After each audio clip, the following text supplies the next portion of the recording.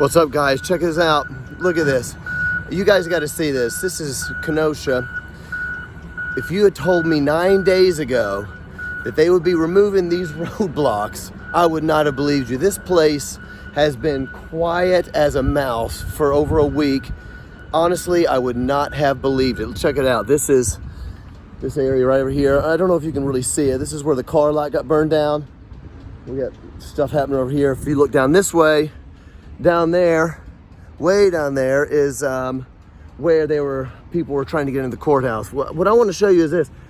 All these streets weren't even open, and now they're open. They're moving the roadblocks, and incredible things have happened in the last week. I want you guys to know, we're about to jump into this episode of Cooper stuff, but the police released that they have arrested 175 people during all of this stuff that's happened in Kenosha. 100 of them were not from Kenosha. You hear that? 100. And out of those 100 people, they were from 44 different cities, all right? This is going to be really important for what we talk about in Cooper stuff today, because it shows you what is really happening, and it gives you some insight to what is actually going on. And I think that for people who want to fight for what they believe in, for the country, about the kind of world that your kids are going to be raised in, things like that. This is really super important conversations, and I think that people are beginning to really shout out the quiet parts out loud. You have Kenosha, Don, and what's happening in Wisconsin, it's a Rorschach test for where this country is, and The rioting has to stop. What's that? Could you say that again in my good ear, please? It sounded like you said the rioting has to stop. And that is super offensive.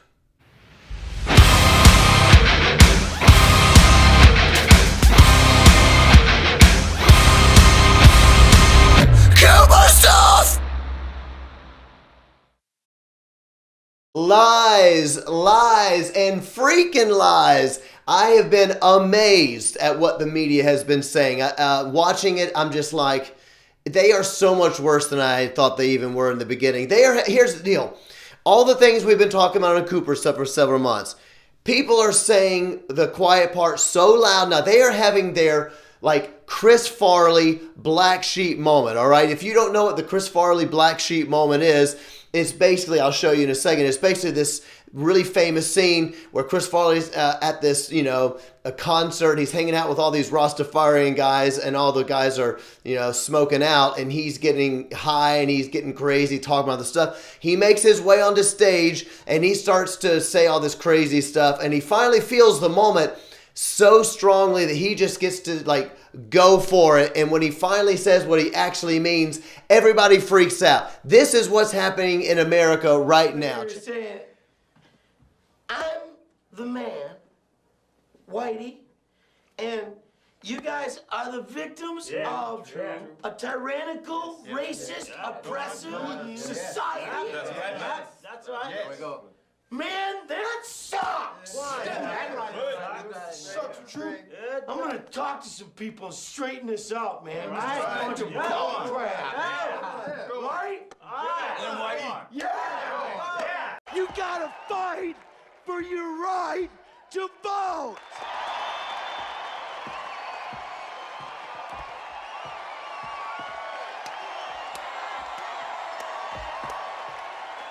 That's one small step for man, one giant. I have a dream.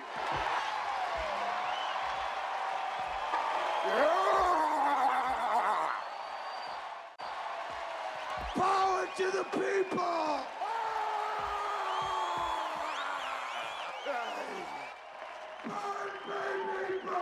Oh, Mike. Hey, fellas. Yeah. Kill Whitey! No. Uh-oh. We're going to start in a second with something maybe a little bit more lighthearted, because something I find super funny that's happened, but it's actually very telling for where we're going to go. But I want to start with making this statement, because I got a lot of new followers recently because of Kenosha and stuff. Here's what I need to start with. up until recently, okay, for my music career, for skill at things I've been talking about, I have been saying for 20 years that one of my things that I want to speak out about is racism. I really hate racism. I've been talking about it in my career literally for 20 years. I remember an interview in 2003, which is only a couple of years after September 11, all right, the attack. I remember doing an interview and somebody said, hey, what's something that you feel passionate you want to tell the audience? I was on a radio interview and I said, I want to talk to people about racism because it's really important to me. And we began to have a talk and the radio person was like, that's kind of a weird topic for 2003. That's not really as pertinent as like terrorism or XYZ. And he listed out some of the things. And I said, yeah, I realize that it's not as much of an issue as it used to be, but there's something in our hearts that we still need to deal with, that especially in Christianity, that we don't always understand that we are one people. And so I was talking about how Jesus has made all of us one people in his kingdom and what a beautiful picture it is. The funny thing is that I've been talking about that for years and years and years. Here's where the difference comes. You see, I want to talk about what Jesus has done within the church. The Bible says it like this: therefore there is no Jew and no Greek and no rich and no poor, no slave and no freeman. We are all one in Christ Jesus. That is an amazing message to me that I still want to preach. So I think I would start with this. I hate racism. I believe that racism is real. I believe that racism exists in every single city, not just in America, in the entire world, because we're humans and we deal with sin. I believe that racism is a sin issue that lives in the hearts of individuals all over the planet. And I believe there is only one thing that can rid us of that kind of sin, and that is the love of Christ. I believe that God gives us a brand new heart, and he begins to root out that sin in our hearts through the Holy Spirit. That's called the process of sanctification. And through that, racism is one of the many things that we will have to deal with. Maybe, and not just racism, just even not liking other people, even people who are your same skin color or your own whatever identity group or class group, or people that like rock music or people that like rap music or country, whatever it is that makes you not like other people, okay? It's not just race. Those things will be rooted out of your life because of the Spirit of God, because he's made you a brand new person. That is an amazing message, and racism is real, and I want to see that. What I want to ask my friends and maybe listeners that don't always agree with me, if we could come to a place where we believe that other people have good motives, even if they don't agree with us, that would be really good, because I come out hard against Black Lives Matter. You know this, because I don't like the ideologies. I don't like the violence. I don't like the things we've been seeing, and I've been saying that for months. I still want to fight against racism. I just don't want to be into other groups that I look at and say, that just doesn't look like Jesus to me. And it's not fair to be called a racist because you believe that joining up with something is wrong. I still hate racism, and I want to do something about it. So that's the first place that I want to start. Racism is real. But I believe that we have to come up with solutions for all minority communities. We have to come up with solutions that are going to benefit them. So let me say something hard to some people, because I know some people get really mad about this. Let me explain this. If you back a solution, because let me start over. A lot of people say, John, we have to weep with those who weep. We have to mourn with those who mourn, hurt with those who hurt. And I agree with that. But what they think that means is just agreeing with anything anybody says. And if I come out and say, hey, I support the protest, but I do not support the violence, and then people come back at you and say, well, basically you're a racist for saying that. Or, like I said last week, I posted something about a business that was boarded up, and somebody had written, please, we have kids upstairs, don't burn this down. Someone, a really nice Skillet fan, hit me back and said, John, I like your music, but don't you think you're being insensitive? Can't you understand why people are angry? Let me say it like this. If I don't come out against the violence and I just agree with whatever happens, then I am responsible for how that violence is going to hurt innocent people, especially people of color. So if I back a proposal that's going to hurt people of color more than it hurts white people, then don't you think that I should be responsible for that? Shouldn't that matter to us? So what I want to say that I know is going to be kind of hard for some Christians to hear is, yes, we should mourn with people who mourn, but if you know that something you support is going to hurt the very people you're mourning with, then don't you think that you have to stand up for what is right? And the Bible gives us guidelines of how we are to live and how we are to thrive.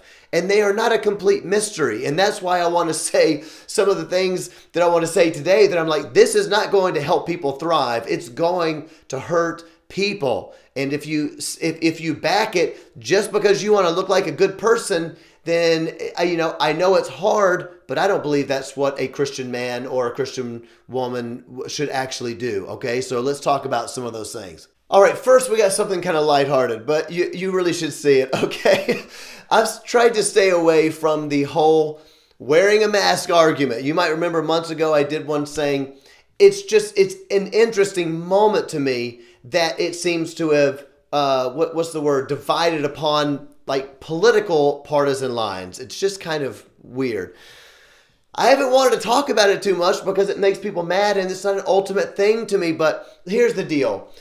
What really annoys me is the fact that, again, on partisan lines, that it is split, and people on the left tend to think that if people like me or somebody that if you want to open up businesses, that it just means that you want to kill people. Like, you just don't like people and you don't care who it hurts. And being that COVID-19 disproportionately hurts black people, that if you want to open your business, then not only do you not care about people, you really don't care about black people. It's so infuriating because it's so ridiculous, okay? And so a couple of months ago, some things happened. This is just so funny, okay? So some of the like left-leaning, liberals who have been coming out so hard against people that want to open businesses, like you're a bad person, you're an evil person. They clamp down these super hard regulations. Some of those people haven't even, abided by them. And I didn't post it on Cooper stuff because I'm like, is it really worth making anybody mad? But now we may as well have it. First, you got to see this clip from Lightfoot, who is the mayor of Chicago, just down the street from me, if you will, hour and a half down the street. And she had these super hard restrictions in Chicago. I know this because I live just over the border from Illinois, and we have had influxes of people up into Wisconsin from Illinois, people coming just to like walk outside, go to a restaurant, things like this. So she got busted because she went and got her hair cut, even though she wouldn't let anybody else get their hair cut. And she had an amazing thing to say about it. Check this out. I'm out in the public eye, and I'm a person who I take my personal hygiene very seriously. As I said, I felt like I needed to have a haircut. I'm not able to do that myself, and so I got a haircut. What? I just care about my hygiene. I'm the only one. It's very important to her. So here's the deal. I realize that that's kind of silly. I didn't want to post it because I knew people would be like, John, you're just making a big deal of nothing. It's just a little bit of a statement about people that are really hard about lockdown, that are saying it's going to kill you, blah, blah, blah. But then they go and do the very things they won't let you do and they won't let me do. Okay, I wasn't going to say any of it, but I have to because this week something amazing happened. It's a small thing. It's funny. It's lighthearted. It'll make you laugh. But it is a huge, huge statement about the media and about politics, the moment that we live in, okay? And that is this. We had the RNC, 2 weeks ago, or was it last week, I guess.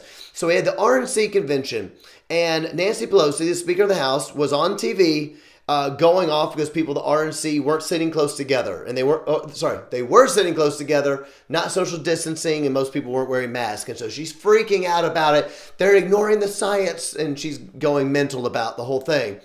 As it turns out, an hour and a half before she did the thing, something 2.5 hours earlier or something, she was made an appointment to go in to get her hair done, got to get her hair did, even though they are not allowing anyone else to go into businesses to do it. But she called, she had her assistant call, we got to make a special thing for her to come get her hair did and get her hair blown out or whatever. And so they caught it on camera, and it has made the store owner so mad that the store owner basically leaked the footage. So you got to see this. Check it out.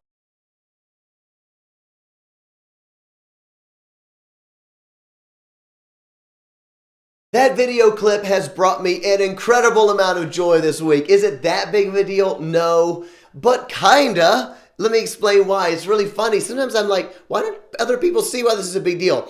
Some people are like, John, this isn't a big deal. People on the right don't wear masks all the time.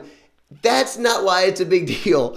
The reason it's a big deal is because Nancy Pelosi and people like that, all these people on TV, they make every single thing an issue of absolute moral outrage. Everything they do is about moral outrage. And normal people like us, we watch these TV things and we see the pundits come on, the media come on, the politicians. We kind of generally think that if they're yelling about something being immoral, we kind of think they might actually mean what they say. And so you begin to process the way that you live through all these people telling you how to live either morally or immorally. And so when they keep coming on and saying, if you want to open your business, it's just because you want to kill people. It's just because you don't care about black people because it hurts black people more. And you can't be a Christian and want to open your business. I've heard that before. How can you possibly say that you love minorities if you want to open your business and put them in danger? The very people leading the charge are calling businesses saying, hey, I know you're not allowed to open. I know you can't feed your kids. I know you're not making any money, but you need to open for me because I'm more important than everybody else. That is why it's a big deal. It's not just the hypocrisy. It's the fact that they make it all into such a moral outrage that we can't live our lives because we think they're being, serious. And it's all a sham. It's all a complete lie, all right? In this situation, the owner of the business was so mad that she leaked the video and came out against Nancy Pelosi. What does Nancy Pelosi do? Does she apologize? No. Nancy Pelosi then demands an apology from the store owner because says that she was, quote, set up.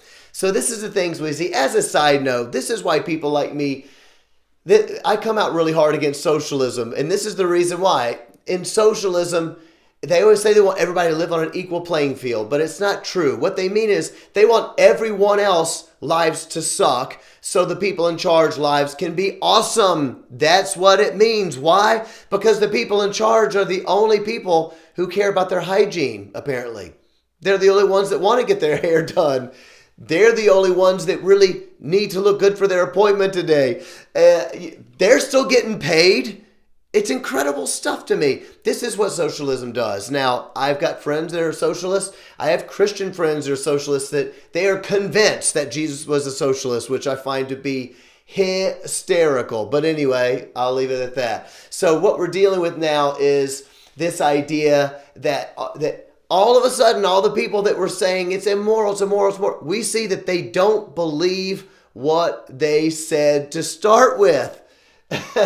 So here's what I want to say to Nancy Pelosi and Mayor Lightfoot. What I want to say is welcome to the team. Welcome to the team of people who apparently don't care if people die. Apparently, people who put business before lives is what they always say, which is obviously not true. It's just a real big pet peeve of mine that if you want to open up businesses because people have to eat, that you don't care about life. I saw a statistic from something yesterday. It said 1 in 8 Americans right now, 1 in every 8 Americans has a shortage of food. They are not eating enough food right now during the pandemic because they can't either afford to eat or they can't get access to it.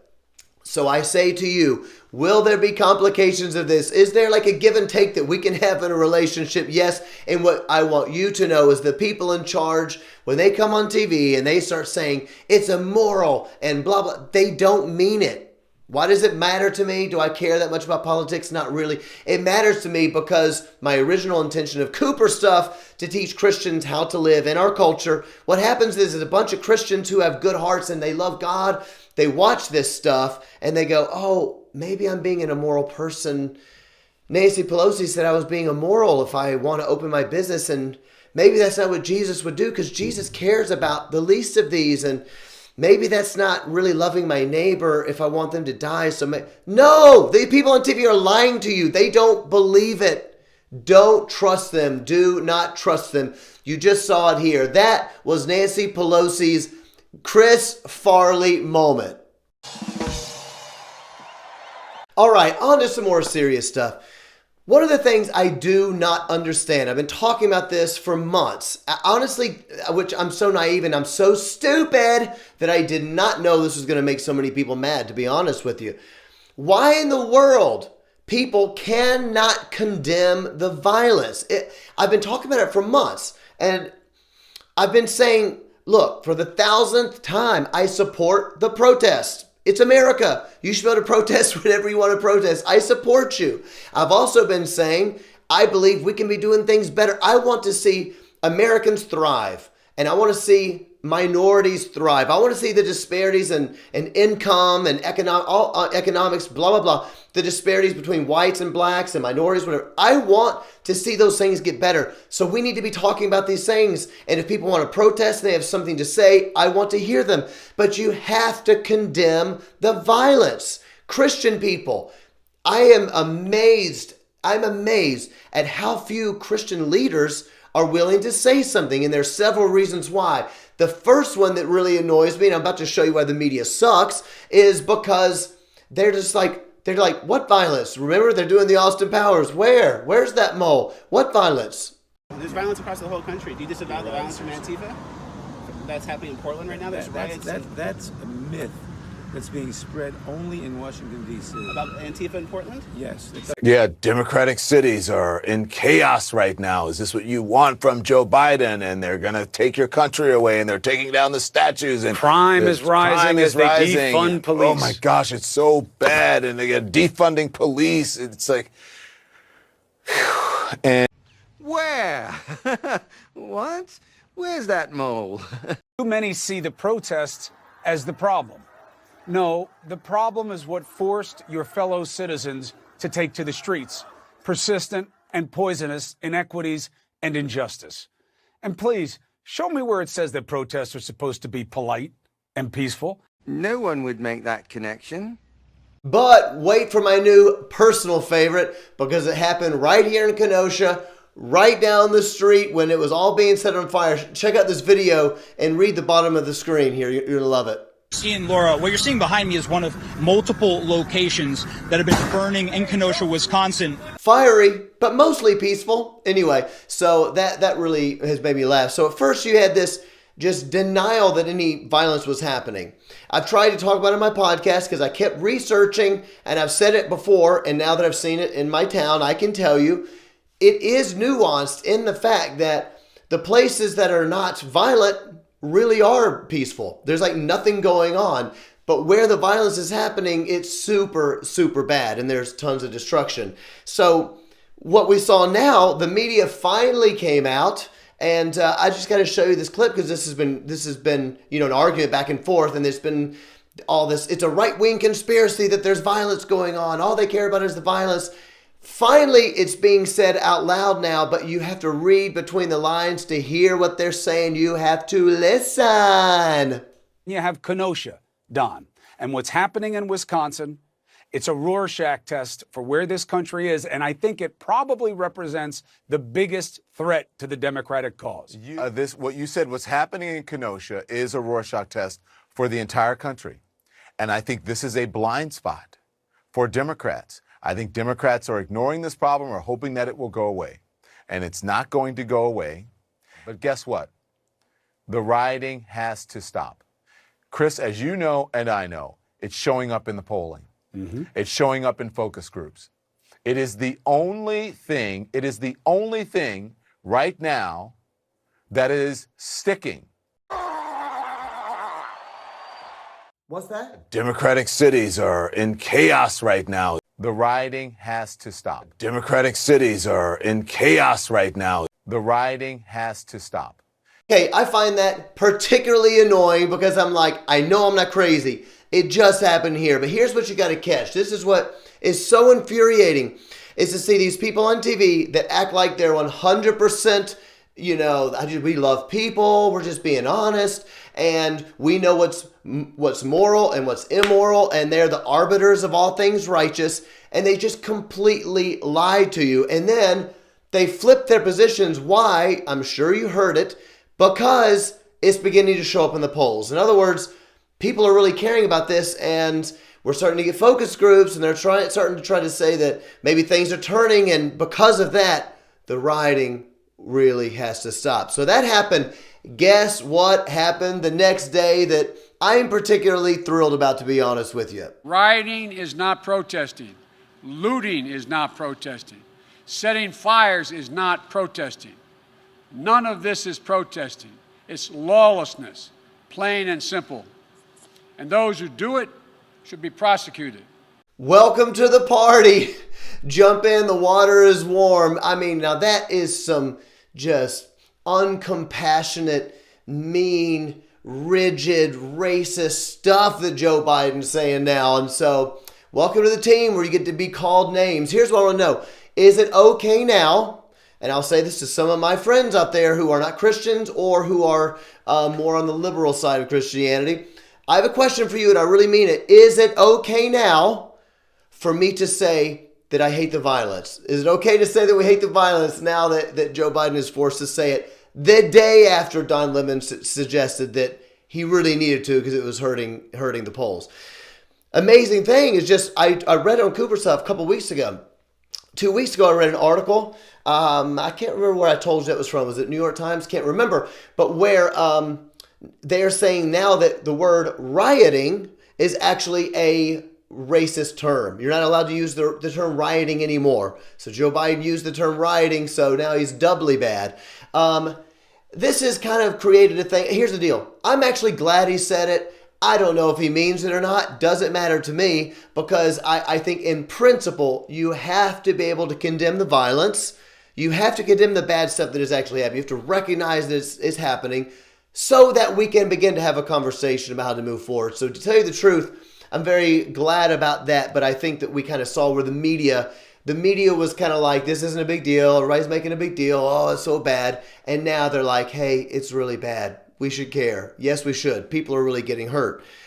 Statistically, it's a fact. It's hurting people of color, minorities, minority store owners, people like that, hurting them way more than it's hurting your white people or your rich people, okay? So I don't know if you know, but people who are rich can just move. That's actually what we're seeing right now. You're seeing people fleeing out of New York City. I don't know if you've seen clips of that, of all the U-Haul trucks. People can't find U-Haul trucks and trailers, things like that. This is going to have a really negative effect on cities, because if you read history, this is the sort of thing happens. You get a lot of violence in cities. People who have the money to move are going to leave the cities. And then when they leave the cities, so goes the tax dollars. And now the suburbs will have more money for schools and so forth. And their tax dollars go more for those schools, so they get funded. And then people who have to stay in the cities will not have as much money for tax dollars for the schools. And so those disparities are going to keep going. So if you want to see disparities get worse,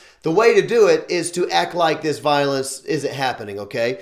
Well, this leads us to, I think, the more serious side of this, which I see as becoming a much darker thing. You're seeing some things happen and some things being said that's quite dark. But I think you have to start with this point about why people were so offended at calling out the violence, calling out the looting, calling out the rioting. Why are these things really bad? It comes back down to philosophy. And it comes back down to an ideology. And if your ideology is that everything in America is racist, that racism is not anymore about like a heart issue, like something that you think or something that you say or something that you want to hurt a group of people, that it's not about that. It's more about a society that is so systemically racist, so endemically evil from start to finish. Then if that's your ideology, then there's no way for that to be fixed unless you have a revolution of sorts. And so all of this propaganda keeps coming out over and over and over to say why America is so evil. And so A lot of people have been whispering it. You're beginning to hear it said a little bit more out loud. Here's a few of the clips we've heard recently. One of the things that I'm worried about is there is a whole new effort at Jim Crow out there. Is that the life of a black person in America has never been treated as fully human. George Floyd, Breonna Taylor, and a never-ending list of innocent people of color continue to be murdered. All right, so now we're getting into like the sensitive part, and I'm not being sarcastic, seriously the sensitive part and the emotional part. I know that people suffer in America. I absolutely know that. There's been an incredible, terrible history of racism against blacks and minorities in general, but mainly blacks, right? We know that. I am not denying that. That is absolutely true. And I am not even right now trying to put up an argument against those statements that were just made by Joe Biden and Michelle Obama and Kamala Harris. My point isn't necessarily to maybe say that they are wrong and to say why. My point is to talk about the philosophy. Because what I've been trying to say is that if you believe those things, if you believe that in America in 2020, that blacks are not treated as fully human, and if you believe that there is an effort to put black people back into slavery, as Joe Biden said a few years ago, or an effort at Jim Crow, which is what he just said, which means that you would limit black rights, right? That's what the civil rights movement was about, ending Jim Crow laws and things like that. So in other words, if we're looking to strip black people from some of their rights, and if we want to put them back in chains, and if we don't treat black people as fully human, and if there is a never-ending list of black people murdered by the police, that is why it would be offensive for someone to call out the violence. And that puts us in the unique position that we are, okay? So I'm not even arguing whether I think what those people in that clip just said. I'm not arguing whether I think it's, that it's true or false, all right? That's its own thing. So let's move on to the next thing, because I know some people do feel like that. I know some people who feel that way. But I'm not even arguing that, but it puts us into an interesting thing, which is either A, you have to say, therefore, because all those things are true, therefore, you have to expect some violence to happen in order to fix America. And you have to have a little bit of looting, because what we have done to, what whites have done to black people was so oppressive, and we stole from them for years, and we built this country upon their backs, all the wealth we have. Well, then really, if you think about it, they are owed that. So it's more like reparations than it is looting. So that is why those things, a lot of propaganda, a lot of things that people are saying to basically say there's innocent black people walking around and the cops are looking every day for opportunities to kill those people. That is the narrative that is going on. This is why I had come off so hard against BLM.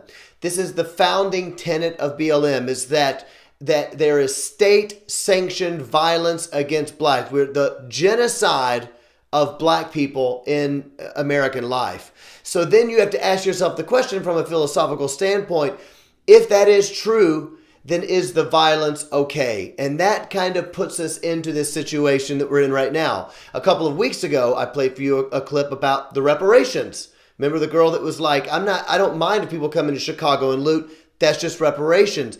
Now we're beginning to actually hear. See, I was saying back then, they're saying that that's going to be reparations because that is restorative justice in that narrative. If you follow the logic, if you follow the philosophy. And so with a lot of Christians just still might think that when I say something like that, they think that that is just like, John, you're just igniting something, you're inciting something, but it actually is what they think, and we're beginning to hear it now. Well, let's hear that now from a BLM leader. I'm not going to disagree with what you believe in. I'm not going to disagree with the way that you believe it. What I'm saying is this. When we're talking about solving problems, the methods in which I've seen groups like Black Lives Matter advance their ills or societal grievances, when it turns into burning, looting in the streets, I don't see it being productive. I don't see it advancing the cause that I read on that paper. You're talking about 1% of these marches. But you don't say anything against them, though. But how could you don't say that's too far? You know what? Because a riot is the language of the unheard. Right? And for a country that drops bombs on people, for a country that incarcerates people, for a country that enslaves people, to criticize us, right? For vandalism, it's preposterous. I want to make sure I'm getting you clearly. It is okay to vandalize, to light things on fire, and to loot businesses because the United States of America drops bombs on other countries, and because we have problems here, and we have grievances, people have grievances. It is okay to act in that manner, and you co-sign onto that as the chairman of Black Lives Matter. You were saying that that is okay. Let me explain something to you. I think that it is a tool of white supremacy to say, if you want what you get, if you want freedom, then you get it by protesting peacefully. Why is it a tool of white supremacy? Because the white supremacists who built this country never earned anything peacefully. They did it through bullets and blood, and that's the American way. All right, there we have it. Blood is the American way. Now, look, here's the truth of all of this. I actually can appreciate this BLM leader because I feel like I can have a conversation with someone when they just tell me what they're trying to say, when they just say it, right? I actually appreciate it. But this is an important clip because there's still a lot of people, even a lot of people that I know, that for some reason don't believe that what you just heard, that is what BLM actually stands for. That is what BLM actually stands for, and they are not shy about it. And once again, I appreciate it. I could sit just like this woman in this clip, her name is Tommy. I could sit down and have that conversation and go, okay, what you are saying is that America is evil. We have bombed people all over the world. We have built our wealth and taken it from indigenous people, black people in slavery, other countries, oil, whatever, the post-military industrial complex. We go and do all this evil all over the world, and it is time that there is a reckoning. That's basically what he's saying. We need reparations, and we need a whole list of things. And the reason that he's not trying to say, yeah, we want to go hurt people. What he's saying is yeah, you're focusing, you're majoring on a minor. That's what he's saying. The small part is that some businesses are getting lost and some people are getting hurt. The small part is, yeah, it might even be minority businesses are getting hurt. We don't actually care in that situation about, you know, the microcosm of people's businesses getting hurt or families getting hurt, even black families getting hurt. That's a micro thing. We're going for the macro. We're going for the big picture, which is that we need to revolutionize America. So like I say, I'm not even hating on the guy. I actually just really like that he said it. But this is what the movement actually stands for. And to see so many Christian people get behind it as if all that it is that people that you know, care for justice, for whatever, or want economic justice, is actually something I would say very different than that. I think that the Christian person has to come to a place where you have to know enough about the history and then say, is that a philosophy that I agree with? And if I do agree with a philosophy, do I then think that the best way to reach that is to incite a little bit of violence? So maybe we can get to a place of justice by performing some acts of injustice.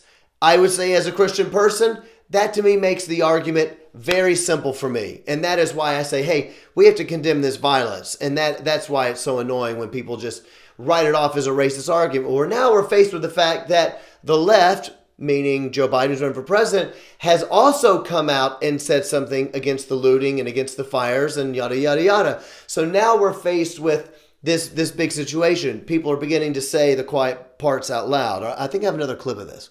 And he's calling us terrorists, but I've never seen him I think he was talking about people who loot and people who ruin the businesses of people who built them for years and years. And I just want to play one soundbite because so when America goes and steals diamonds and oils, who's calling us terrorists? When the American government goes and pillages different countries, who's calling us terrorists? So there you go. It's nice to hear it clear. I appreciate that. This is kind of the philosophy. And that is why within the last few months, I keep trying to explain this is the philosophy behind it. And this is why really the BLM movement doesn't have a problem with the lootings. That there's a reason that everyone is silent. And that is because they kind of think that it's okay. They might even be believing it. And a lot of times they are even instigating it. All right, there's a new book that just came out, #1 on Amazon bestsellers. It is actually called In Defense of Looting. Here's what Publishers Weekly says about the book, In Defense of Looting. Last name, I believe it's pronounced Osterweil, I think. Osterweil debuts with a provocative, Marxist-informed defense of looting as a radical and effective protest tactic, a bracing rethink of the goals and methods of protest. Here's what Kim Kelly says from Teen Vogue. Is your daughter reading Teen Vogue? They just want to find out what kids are up to. This is what they do. This is a quote. A passionate, in-depth study of one of history's most radical and reviled forms of direct action. So there you go. Here's another one. In this book, the act of looting is the starting point for challenging the conventional beliefs around people, property, and justice. All right. So the idea of this is looting is kind of the start of what might need to happen to see this revolution take place. So now we're seeing it from BLM, who is saying it live and in person on Fox Nation and wherever those clips were from. Now there's a book about it that is a bestseller. So for all the people that make fun of people who say there's cultural Marxism, it's a right-wing theory. Okay, whatever for you, whatever. So let's see. This is a conversation, the New Yorker, between the author of the book and someone else. And the question that was brought to the author says, if you're taking from a store owner who needs to pay her daughter's hospital bills or whatever it is, that could have an effect on someone's health. This seems to be a type of connection that people on the left often want to make, no? And here's what the author says, sure, but there's no really clean or easy way to struggle without ever hurting anyone. So we're looking at the philosophies of these things now.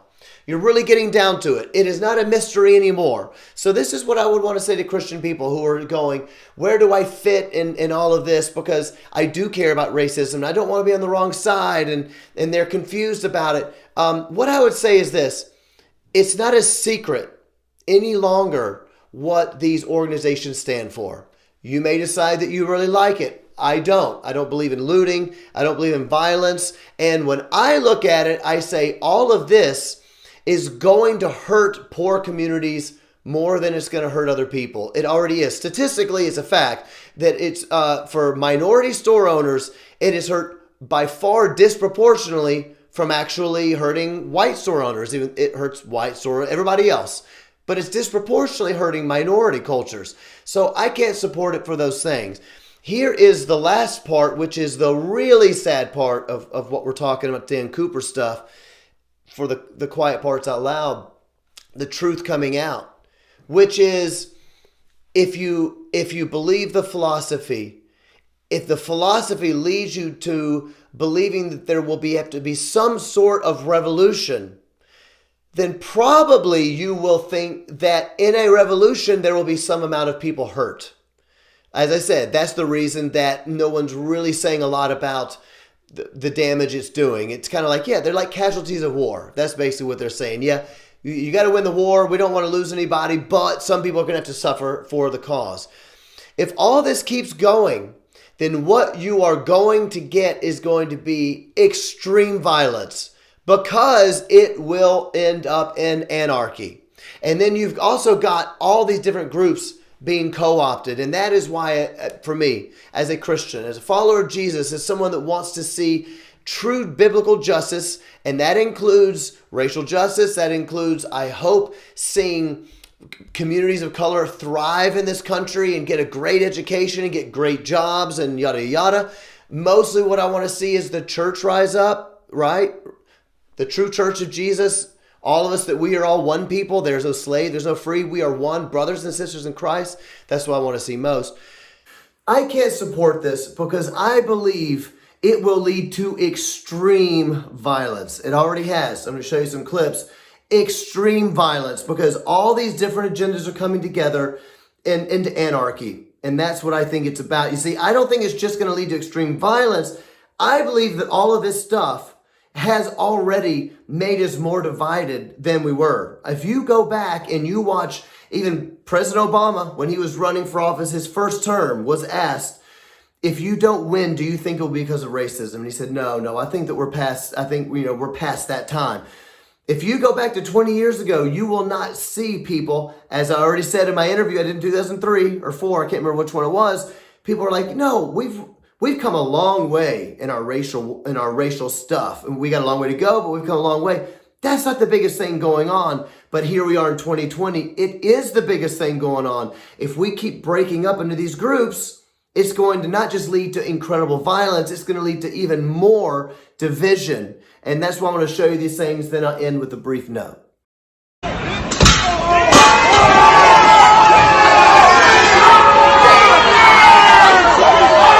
Democratic cities are in chaos right now. I'm at the point where I'm ready to put these police in the grave. I'm at the point where I want to burn the White House down. I want to take it to the senators. I want to take it to the Congress. I want to take the fight to them. And at the end of the day, if they ain't going to hear us, we burn them the down. I have a dream.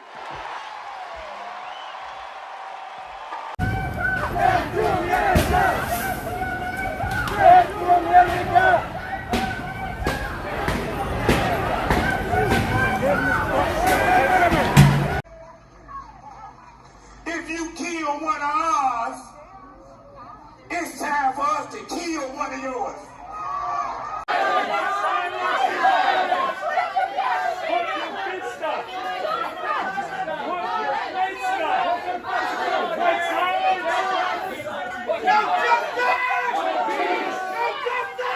This last clip is particularly bizarre. Check this out. Listen to what they say to her at the end of this.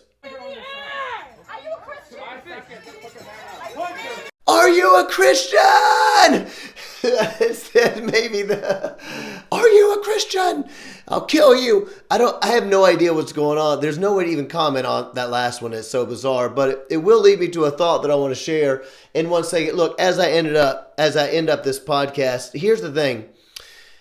I mean this. My hope is not in a presidential election, all right? Maybe Joe Biden's going to be president. Maybe Trump's going to be president. Doesn't matter. Or a third option, Biden becomes president and dies. Kamala Harris is our first black woman president. That's a real possibility too. Our hope is not in a president. My hope is not in a president. My hope is not in these politicians that go on there and say they're going to do this, or the media people that go on there and just lie to your face. All that stuff doesn't matter. We have a problem in the earth and in America of sin. And sin needs to be removed from our hearts. And there's only one hope to do that. That is Jesus Christ. Us Christians, we need to be praying for our country. And I don't necessarily mean that you need to be praying for your particular candidate. And I assume the things that you believe that candidate stands for, that you think will change America. That's fine, whatever that may be. But be that as it may, we need to pray for the hearts of Americans, that we will stop hurting each other. We will stop screaming at each other. Is that the country that you want your kids to be raised up in? Is that the way you want them to go? Yeah, go out and have a good time. Go get some food. And a mob of people comes and starts screaming at your face, all right? Violence will, if you support violence, it will lead to more violence. It's not going to work. We need to be praying for our country, and we need to ask Jesus to root out the sin in our hearts. And I believe through spreading the great name of Jesus Christ, He's the way, the truth, and the life. No one comes to the Father except through Him. He's the answer for all of these things. So I just believe that we need to be praying for that, for whatever that may be. I will end with this last very quick thing, going back to the girl screaming at the other girl. If she's a Christian, I don't even know what that even means. I got to tell you what I'm really disheartened by, and I hope to do a podcast on it at some point.